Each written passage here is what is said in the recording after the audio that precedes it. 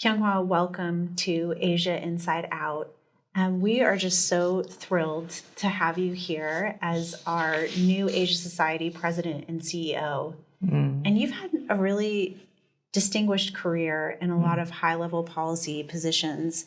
But you're here at Asia Society, a global nonprofit, at a time when it feels like our policy challenges, whether we're talking about security or climate, or global governance, they are so complex and interwoven that they seem overwhelming, even to policymakers. From your perspective, what do you think the role for nonprofits like Asia Society is at this time? Well, first of all, very happy to be joining the team here in Asia Society.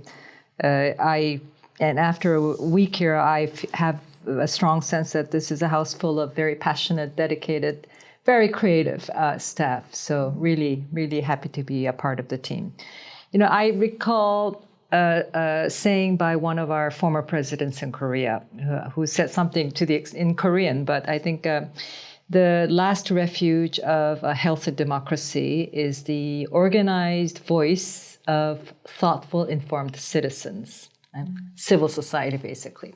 I think we can make that analogy with the global community these days. There's so much tension, fragmentation, and the world is fraught with all kinds of risks, and governments are having a hard time talking to one another. And I think the global civil society, of institutions like Asia Society, I think has an increasingly important role to play in the global scheme of things. And Asia Society in particular, because so much of the center of gravity of global affairs is moving to Asia, Asia Society's bridge building, the creator of platform for inclusive dialogue, thoughtful policy analysis and recommendations, arts and cultural exchanges to bring people together. This is more important than ever before.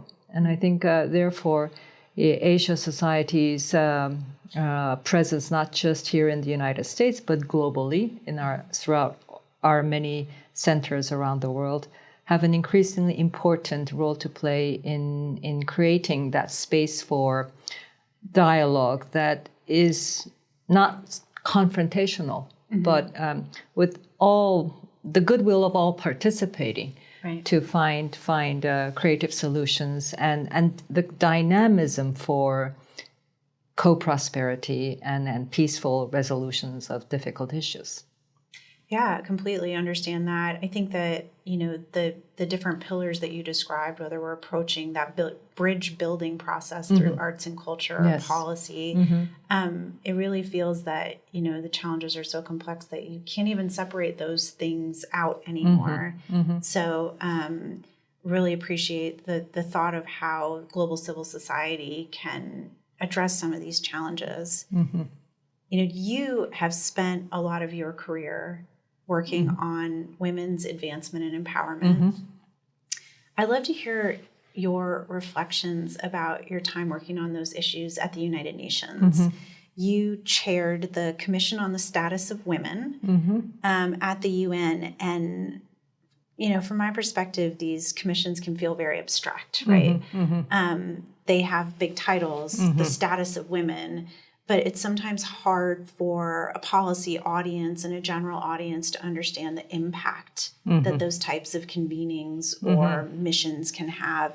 So tell us a little bit about your experience chairing. Well, it started back in 1995 in Beijing, the UN Fourth World Conference on Women. And there I participated as one of many Korean NGOs. And we 95 organizations went together as the Korean National NGO Committee.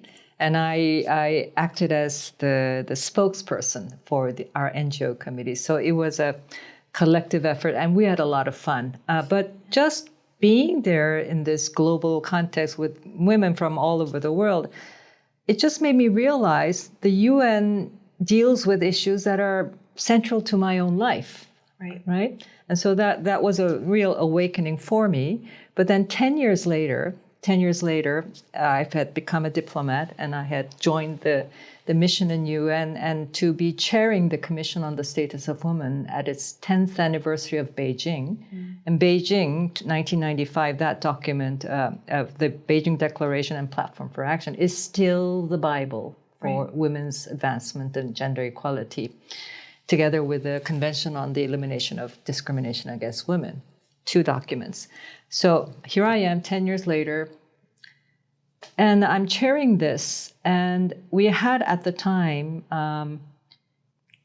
changed governments in the United States. So the administration that was very in favor of Beijing had gone out, and now we had a conservative administration that from the very beginning process of preparing for Beijing +10, that we can no longer reaffirm the Beijing Declaration because of its wording on the abortion issue. I see. I think, but actually the Beijing Declaration was the platform very carefully is crafted because, countries have different standards, different legal boundaries as what is allowed in terms of abortion. So the words are very carefully crafted to say, basically, where legal, abortion has to be safe and accessible. So it doesn't say whether it's itself what that legal boundary is. So leave it up to individual countries to spell that out. Right. The emphasis is on the access and safety. And safety rather than on is abortion good, bad, or are we indifferent? No, right. So, but then I think the conservative government at the White House at the time wasn't happy with that. So from the very set, we cannot reaffirm Beijing. We cannot reaffirm that declaration. 10 years later, and of course, chairing this commission, which is all about follow-up to Beijing, this would we would destroy Beijing. The hard work that went in, the hard work 10 years later to implement that. So the whole year was, back and forth with the American delegation on how we can find a way out of this. But I had a wonderful partner in the head delegate of the U.S. administration to basically drive home the point to the White House in the end, that this does not endorse abortion. It gives individual countries space to craft. So in the end, but it was a lot of staging. It was a lot of, theatrics almost to get the White House convinced that this is safe to reaffirm. And, that required a whole year of planning to be able to do this in 2005. But that also made my name as a leader in the women's rights movement. I think lots of people were watching. Kofi Annan was watching through his closed circuit TV. And it, in the end, a simple political declaration that fully reaffirms Beijing documents in its entirety. But if we hadn't been able to do that, it would have been a disaster. So that was certainly a memorable experience for me. And at the time, I was only a minister counselor at the mission. Sure. But being a 10-year anniversary, we had something like 90 ministers coming as head delegates. So we had to move the meeting from the basement, room 3, to the GA hall. Wow. And so I was sitting there on the podium as a mere minister counselor, bossing around these ministers. So sure. it was strange, but it's of course a very, very exhilarating experience. But that reputation and that accomplishment with the women's group then segued into the discussions on the Convention on the Rights of Persons with Disabilities. Okay. Because then we've decided to focus on the women with disabilities because, there are some of the most vulnerable segments of the population, the discrimination that comes with women and being disabled is just, I think is. So we worked very hard to put in a separate clause on women with disabilities in the convention. a hard uphill struggle, but we succeeded. Those are two issues: women's rights and disabilities rights, and we were able to bring it. And I have to say, this has made a huge difference for women with disabilities on the ground, for those countries that have ratified and are implementing this convention, because that standalone article forces the state, the government, to report back on that article to the committee that monitors the implementation. So put some pressure on governments and it's make a tool. Progress. Yes, and it's a tool for women's disabilities groups to push government to take the right actions for women with disabilities. And so, it's a simple clause, but I'm amazed to see in so many countries what a difference it has made in the everyday lives of women with disabilities. So yes, so I guess, policies and positions are the result of a collective effort in government. But on these two, I can take some personal credit. I love this story, honestly, because I think it is this quiet diplomacy that is not, the headline grabbing moment. No. Minister Counselor Kyung-wha convinces the American delegation to uphold the Beijing declaration. It doesn't always get the attention, but it's those personal connections. Yes. It's that, dogged persuasion of reframing issues so that they are universal to different administrations that actually moves the policy needle forward. So thanks for sharing that. I love hearing those stories, because it reminds me that what these commissions do, or what the United Nations work do, even if it's a single person pushing their issue forward, does make a huge difference in the world. Yeah, and these commissions, yes, sometimes they look non-functional. Sometimes there are countries sitting on these, and these commissions are, by the way, intergovernmental. Right. They're not individual experts sitting at the table. It is government representatives. Right. And therefore, governments, as we know, they clash all the time on issues. And it's the same that's happening in these commissions on the status of women, Human Rights Council. And you can say, well, that government certainly doesn't have the profile to be on that commission, for example. Right. Yeah, but still, this is where issues get discussed. Right. It is where civil society groups can register their positions. Right, so you don't have to be a model actor on an issue to have your presence on those commissions have impact and value. Of course, because in the end, you get elected by other governments to the commissions. And I think, there's a principle that,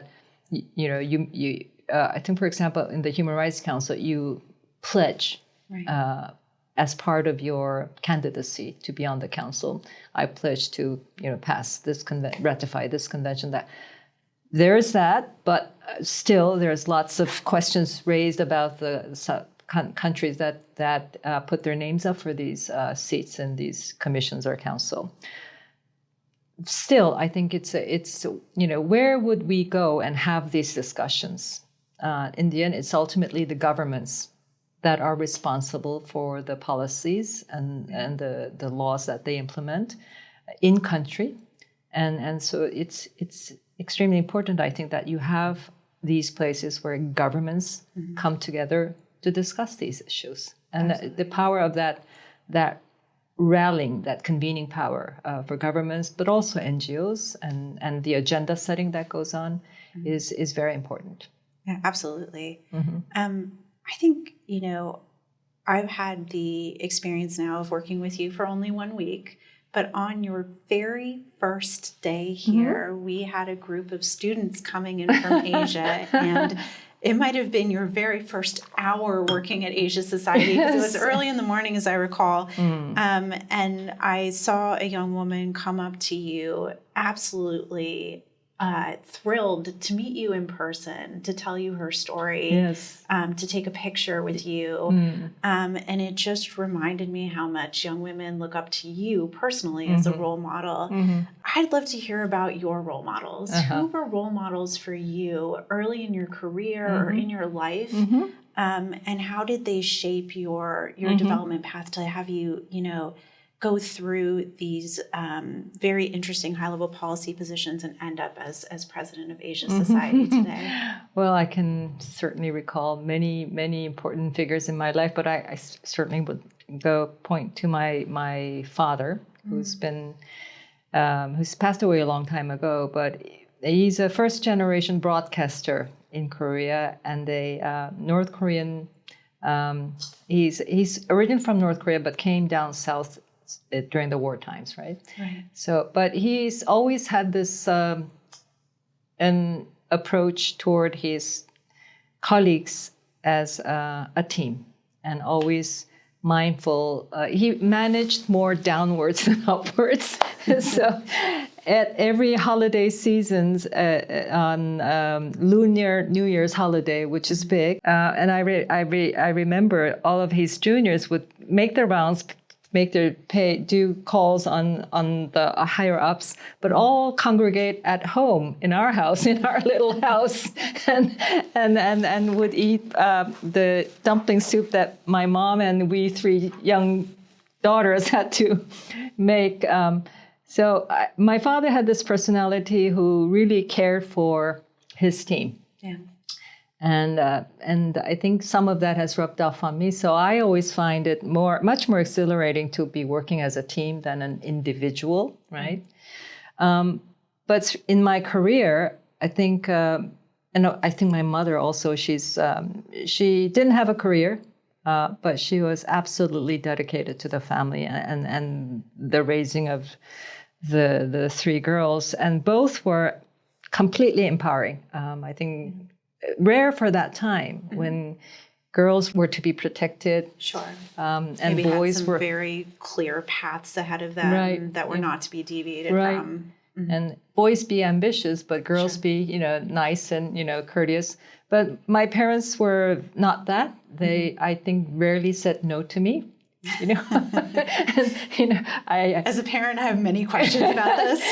But maybe in those times it was easier to be parenting, right? But perhaps. I don't know. But for example, when this was such a long time ago, when our first big rock concert with Mr. Cliff Richard from the UK coming to perform at a huge auditorium at Ewha University, which was the only arena at that time big enough to hold a rock concert. It was right in the middle of our midterm exams. And I said, I have to go. And my mom tried to stop me, but in the end, she let me. Okay. So I went and aced all three courses the next day. Maybe there you go. It says something about inspiring and empowering and, letting your kids make that decision. But they've been like that throughout my formative period. But in career, I think I can count 4 people. Okay. And I always say you need both mentors on both sexes. You need women, you need men, whether you're a woman or a man yourself. So, and I had 2 great women mentors. One in Korea, her name is Lee Yeon-suk. She's a former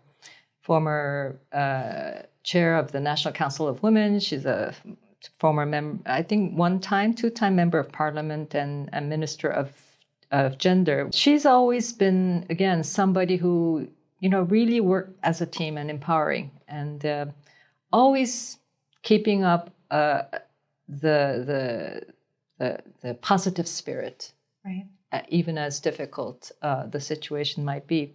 And I always count her as one of my mentors. And then once in the UN system, Louise Arbour, the former prosecutor for the Yugoslav Tribunal, who initially went after Ms. Miloslav, and then I think she was then returned as Supreme Court judge in Canada, and Kofi Annan asked her to be High Commissioner. and she asked me to be her deputy. And she remains still my mentor and friend. I was just talking to her yesterday, but she has this mind that just is 1-2 steps ahead of everybody. So I've learned so much from her, but a great deal of humor as well. Mm-hmm. And then on the men's side, I think President Kim Dae-jung, I was so lucky to interpret for him, right by him as he engaged these big leaders. And for nearly 3 years, I learned so much, and what it means to run a country, to see the world, and to manage the country's relationship with key partners. Right. So, and that you get to see many, many different world leaders. And this at a time when the country was going through the IMF crisis, going through economic restructuring, and also at a time when the president was pursuing his policy of the sunshine policy, engagement with North Korea. Mm-hmm. And so a lot of it, what his thinking was, spelled out in his conversations with key partners. I think he's had like 6-7 close encounters, very close heart-to-heart discussions with President Clinton, for example. And so it was such a learning experience for me. I saw President Kim Dae-jung and First Lady Lee Hee-ho, who was also a very close friend. They, I think, were the happiest when they were having dinner on the eve of the awarding of the Nobel Peace Prize.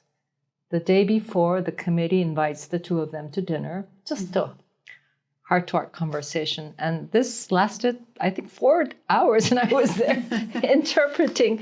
But he was so happy, so honored. Yeah. It was the happiest that I saw the two people, the two couples that I greatly admired. Mm-hmm. So I would also count Lee Hee-ho, his wife, who was instrumental, who was a real partner to him, especially when it came to women's issues. It was during his time that a lot of the key reforms that makes Korea what it is today, an IT powerhouse, right. A soft, culture powerhouse. Yes. Great medical insurance system, and the gender ministry, and some key legislative changes towards gender equality was implemented during his term. Right. So it's amazing how visionary his leadership was at the time. And then I think I would also count Mr. Pan Ki-moon, his leadership in the UN system. Also, I admire him for his decisiveness in doing things that could go wrong. And taking risks, not afraid of failure. Right? How did he deal with failure from your perspective? I think, while I was in the UN, I wasn't close. I was one step removed as deputy in OECHR and OCHA. But once in a while, when the principal was not around, I would go to his prince. I think he could get very angry at failure. Sure. But he wasn't afraid of taking charge of a crisis situation that could end up in disaster. I think what is not, heard about much, but which I think should be, was how he tackled the West Ebola crisis. It was no longer a WHO issue. It was a public health security issue. So it was the first, and I believe the only, public health crisis issue that he took to the Security Council, created a Security Council mandated mission for the West Ebola countries. He went himself to visit and put in a structure endorsed by the Security Council to come to grips with this. And it was only then that finally we started having some sense of, now we're controlling this. We have a sense of where this is going in, and it's controllable. But it was a terrible time to be in the UN system because nobody knew what this was. Staff on the ground were saying, we can do what we want, we need to do, but please tell us you will evacuate us if we get this. Right. Nobody could guarantee that, right? Right. Staff wanted to go with if guaranteed that they can come back and work again. we were all at a loss. It was because the fatality rate was so high and the system wasn't in place. But anyway, so he took that challenge on, and then in the end, he succeeded. So, yeah, that's a wonderful glimpse into the power of the UN Secretary General at times, and I think that I know in terms of U.S.-China relations, for example, working together on the Western Africa Ebola crisis did set up patterns of cooperation that the U.S. and China were able to build upon, even to create Africa Center for Disease Control, which, of course, as we know now, would have been decisively helpful at the outbreak of the COVID. crisis. So, yeah, and I'm struck as well by how you describe your mentors in terms of their values and their complete personalities, and really appreciate that it is there's so many wonderfully brilliant people out there in the world working in government and the international system, but sometimes what distinguishes you is your humor, your ability to take risks. Those are all, your parents' kind of understanding of treating you like a complete person and not pigeonholing you into an academic setting, letting you go to concerts, these other things. So I think those are really valuable lessons to take forward. Well, I think, we all come to work, right? We have work to do. We have reporting lines. We have supervisory obligations. But and you wear that hat at work, right? But when you take that hat off, you're all equal human beings. Right. I think we tend to forget that. Yes. And I think I had parents who had a different approach to work, and all of my mentors, I guess, have a similar philosophy about life and work in that sense. And it wasn't so much preaching, but showing by example. And I also think modeling and leadership by example is the best way to nurture future leaders. Right. And that's an area, of course, I think where Asia Society can play a big role, whether it's through our Asia 21 network of rising leaders or the many empowerment programs that we do at the Policy Institute on women's empowerment and trade, or creating the next generation of climate and security leaders. I would like to ask you a little bit about your time as South Korea's foreign minister. You served in this post, first female foreign minister of South Korea, at a time that was somewhat challenging, I think. This was in the late 20-teens, and the relationship between Korea and China had become quite strained. Right.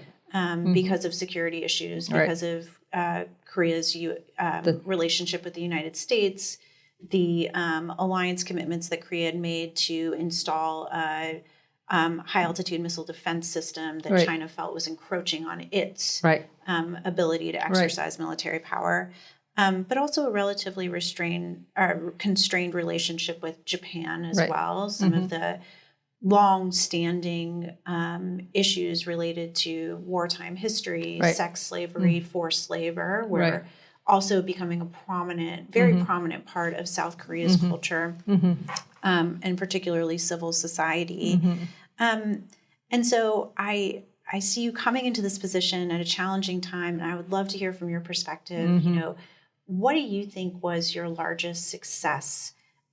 Where did you feel that you had the most policy impact, given the constraints of Korea's relationship with its neighbors?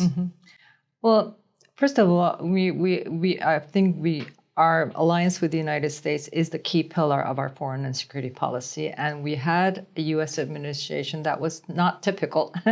Very much so.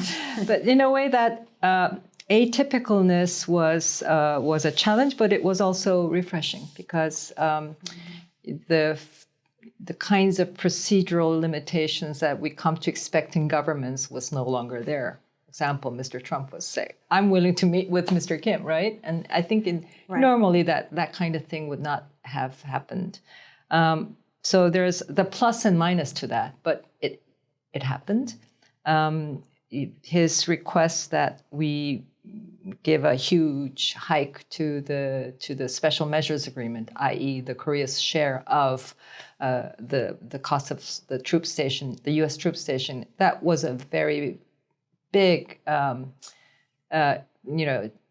tough ask that we just couldn't deliver given our budget setup and the need to go to Parliament in the end to get that endorsed. But still, so that was a big issue, and I think we couldn't get agreement because in the end, President Trump refused to endorse it, even though it had made it all the way up to my counterpart. So that was a big disappointment. It got approved by the Biden administration soon after it came on board, in office. I think on North Korea, very much engagement, trying to bring North Korea to the dialogue table, and in many ways very successful. We started out saying we're going to use the Pyeongchang Winter Olympics as the point where we would bring North Korea to the table, and we did that. I think that was successful. We got a lot of help from countries that had access to Pyongyang, was talking to Pyongyang, had helped us to convince North Korea that they should come to the Winter Olympics, and that started the whole, summitry process of 2018. I think, but on the North Korea engagement, it was really President Moon's. I think he said, if there's one thing that I'm going to do on the foreign policy front in my term, I'm going to make things easier to deal with North Korea. I don't think he was aiming for unification or even, but just to make dialogue a routine process between the two sides at the summit level, at lower levels. We didn't get that, and he was hugely frustrated. But on China and North Korea, yes, the THAAD deployment, which was a decision of the previous government, but we had to implement it. North Korea kept provoking in the initial months of our administration. So at some point we said, we are going to fully deploy. And we did. And of course, China was hugely unhappy. So my many meetings in the initial months and year was with Mr. Wang Yi about how this was really about in response to North Korea's continuing provocation, and he wouldn't buying it. And then the huge difficulties that China has placed on our companies operating in China. Right, because the company, particularly the Lotte Corporation, had given the land on which the missile system was housed. Bartered. Okay, I'm sure. Bartered. Given was probably not the right bartered. word. And so they got huge losses in China at the time. But it wasn't just Lotte. It was many other big investments, Korean investments in China. Right. And then the Chinese tourists coming to Korea stopped almost overnight. Right. And so our tourism sector suffered a great deal. Right. And this is common to the experience I think a lot of countries have now had of China using kind of informal sanctions or informal restrictions on investment in tourism to drive home through economic coercion a political point. Economic coercion. Yep. I think, but you were on the front lines. I was on the front line, Very and so getting the Chinese to roll back some of these tough measures was a big part of my agenda with Mr. Wang Yi. I think we got most of it rolled back, but not most. So I think still, I can say, at least from my point of view, we approached all dialogue with goodwill. Best, the intention to find a way forward. The same with Japan. The issues of the past were tough. We had a Supreme Court decision that the government, of course, couldn't go against. But again, goodwill, difficult, very narrow space to find a way forward. But I thought my discussions with my Japanese counterpart was always based on goodwill. And sadly, we couldn't find a solution to the very end. And I think that was my biggest regret of my term as foreign minister, that I left the Japan-Korea relations in a very difficult situation. Sure.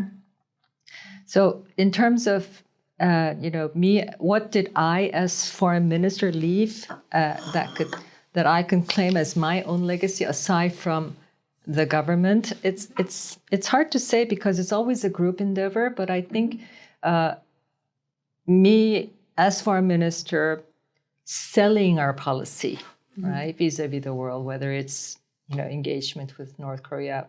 There were some firsts for a South Korean minister, for example, to engage with the annual EU foreign ministers' lunch to explain our engagement.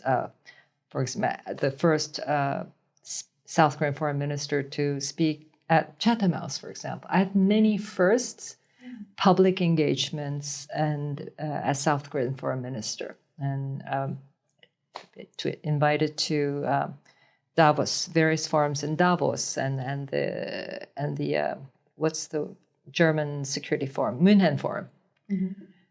So a lot of opportunities that came my way that hadn't come to previous foreign ministers. Right. And I think I handled those pretty well. And you then opened the door for subsequent foreign ministers to also take up the mantle and pursue those relationships. Yes, yeah. And you always build upon your predecessors. Sometimes it's 2 steps forward and 1 step back, but it's in the longer term. I think it's a progress. And then, of course, during the COVID crisis, it was because we were hit first and we dealt with it quite well. Then lots of countries came to us, wanting to learn from our experience, and warranting on the kits that we had developed. So yes, and I think also our ability to bring back many of I think about 50,000 Korean nationals we brought back during the COVID times. Because people are finding themselves, you look at your own country and it looks pretty safe and your surroundings are not. So we had many calls from, in the oddest places around the world saying, please take us out of here. And we really tried hard to bring back everyone who wanted to come back. That is fantastic. And it sounds like an incredibly complex set of logistics and considerations. It's instructive to remember that the foreign minister of a country is not only in charge of communicating policy at a high level, but is also in charge of all of the diplomats and embassies overseas, and therefore, by extension, the security and safety of your nationals who are overseas. living abroad. In fact, by law, I don't know, I think it's pretty similar in other countries. The foreign ministry is the lead ministry in charge of Koreans overseas. And that is because when accidents happen to Korean overseas, the primary authority is the government of that country where that accident happens, right? But the foreign ministry then has to lobby that government to make sure that it's properly investigated and so on and so forth. So things that accidents, and there are small accidents, big accidents. Under my watch, we had a boat sinking in Budapest, for example. And so my immediate reaction was to go. Some people thought, isn't that a little too much for the foreign minister? But I thought, I have to go and talk to my Hungarian counterparts to make sure that this accident is thoroughly investigated and taken care of. We're trying to, at the Asia Society Policy Institute, put forward recommendations to support peace and prosperity and sustainability across Asia, but also explaining and building bridges and reducing common misperceptions. So I have 2 questions for you, which you can answer as you please. One is what do you think in 2024 is driving policy decisions in Asia? And then the second question, they may be related, is what do you think are the key or the major misperceptions that the U.S. and the West have about Asian countries, their policy making or their societies? Mm-hmm. Well, I think, then this is not just this year, but a continuing and intensifying context, which is the U.S.-China rivalry, right? And something that hopefully all the world wants this to be managed. Yes, competition, but please manage it, right? And then the consequences would be catastrophic if the U.S. and China were to not properly manage this competition to get into some sort of war. Politically, economically. Yeah. And then I think the West versus the non-West. I was sitting in the München Security Forum in 2021, I think, and the topic was Westlessness. It's a period of the West soul searching for its relevance around the world, I thought. And I thought, well, if the Westlessness doesn't mean that the values that are so typically associated with the West are just here and therefore becoming increasingly irrelevant. And South Korea, for example, is a country that is seen as a part of the West, although it is not sitting physically in the West, right? Sure. So I think... But in terms of its democracy, its civil society, freedom of expression, all of that, sound legal system, it comports with a lot of the building blocks of what we think of as Western culture. And I would be careful of calling that Western values now. Sure, I absolutely agree. Yeah. And then, so there's that dimension. And then I think the non-West, the West tends to think of the non-West as a monolith, as a homogeneous whole, when obviously it is not. I mean, just in Asia is so diverse.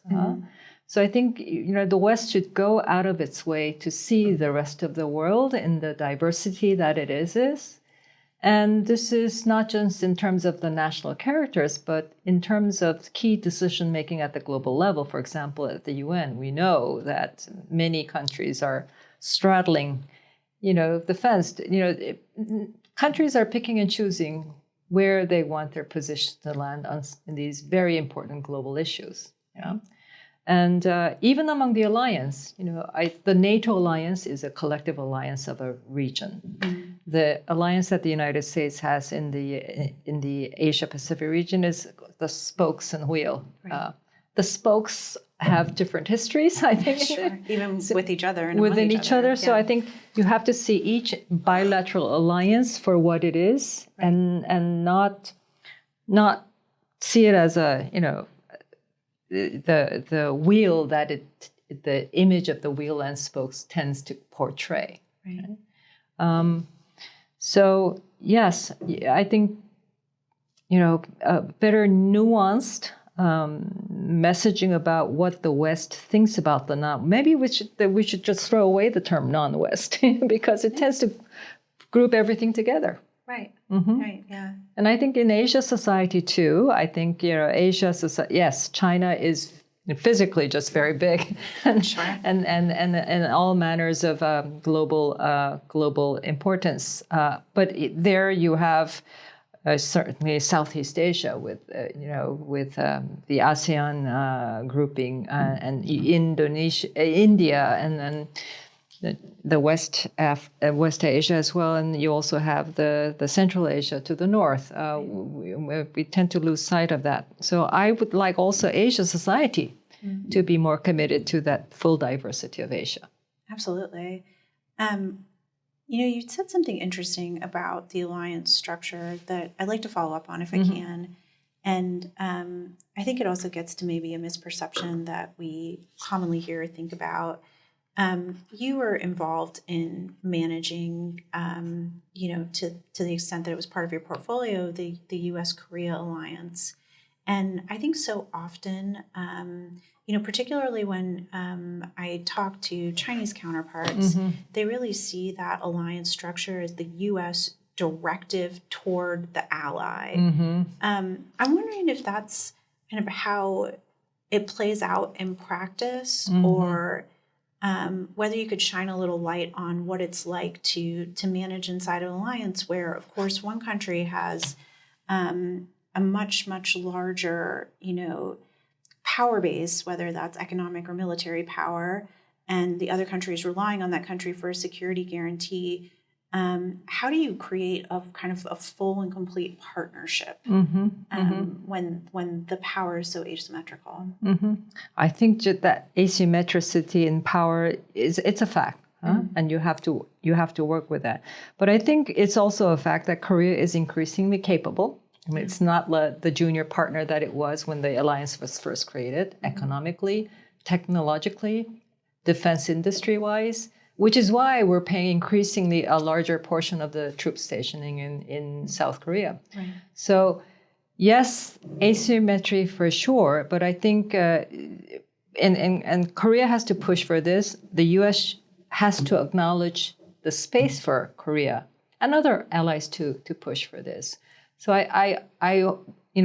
we certainly try to, take that dialogue with our American counterparts to a more of a, an honest equal, right. If maybe that's too strong a word, but certainly an honesty, and to acknowledge what Korea brings to the table. Not just for itself, but for America as well. I mean, Korea has lots of things that America needs. Semiconductors, for example. Yes, increasingly. Increasingly, yeah. And so I realize, as in all human beings, it's difficult to wean yourself off of existing patterns of dialogue and communication. Right. And I think it's wise on both sides. Yeah. That needs to adapt and change to the changing times and the changing capabilities on both sides. Yeah, so self-reflection and honesty would be the watchwords of managing an alliance relationship. Yes, but I have to say, I think even those unusual times under Mr. Trump's leadership, the dialogue between my counterparts maybe were quite honest. Genuine. We've had our differences, we've had our disagreements, but I always thought the dialogue was honest. Yeah, fantastic. Before we close, I would like to ask you a very big question about multinational governance, because I just have to take advantage of your significant time in the United Nations system, where you served in so many positions. And reform of the UN system has been just a priority on the table for a long time, and particularly at this moment when we're meeting, it does feel like the Security Council has just hit a brick wall when it comes to resolving or stemming the violence that states are involved in. I mean, you look at Russia's continued military campaign in Ukraine, Israel's struggle with Hamas. Big picture, what's the path forward for the UN? Can our international system help to manage growing strategic competition and multipolarism? Or do the trends actually make the UN more of an arena for conflict instead of a mediator or broker of global peace? I feel the fundamental question. I have to say, Security Council, the idea of reforming the Security Council has been around for decades. Yes. And there are waves. They come and go in cycles. It's on and it's off. Every country has a position on this because it is so important. But in the end, no result, right? So reforming the Security Council to reflect better the global political dynamics is a cause that is just, at this point, I think, unrealizable, right? But that doesn't mean that we don't need the UN. The UN is so much more than the Security Council, although the Security Council sits at the apex of the system, right? My heart aches for all of these committed colleagues still working in the system, and because they're there because they believe in the UN, they believe in the UN and promoting and advancing global public goods. And there are other areas of the global public goods that needs the UN, humanitarian assistance. Where would that come from if we didn't have these UN entities? So I certainly, let's not the criticism on the Security Council, extend to the rest of the system. I think what I would like to see member states, and this is more an issue of political will than any real structural change, is that let the international civil servants who work for the cause, let them do their work. Please minimize the political influence. Try not to use the system for your own national political interest. Hard, because I know governments find that hard to do, but if the UN is to have a more productive life, forget about the Security Council reform issue. Sure. I think for the whole system, there has to be much less political overbearing by member states. Mm-hmm. All member states, It's at the big ones, the big players, and the small ones. Mm-hmm. And the staff in the system feel this all the time. Right. So they need a little bit of space. They need to be empowered and yes. To prevent whenever possible obstruction or blockage of their efforts based on national interest. Based on political influence from member states, where the influence is stronger where the issue is of great interest to the nation. So, it's hard for governments not to, because it's an issue that's important to them. Sure. But, the political heavy breathing doesn't help resolve the issue. Right. So focusing on the results as well is yes. a good way to kind of and also move the a system longer forward. term, in the short, we want this language removed, we want that language removed. Well, that's a member states negotiation, so that's taken for granted. But then to come around the back door to force UN staff members say, that should stop. That should stop. Absolutely. Well, I hope that this is the first of many conversations we can have with you here now as our leader at the Asia Society. I'm very happy to be here. Thank you, Rorry. And thank you so much for your time today. This was really fun, and let's do it again. Yes, absolutely. Thank you.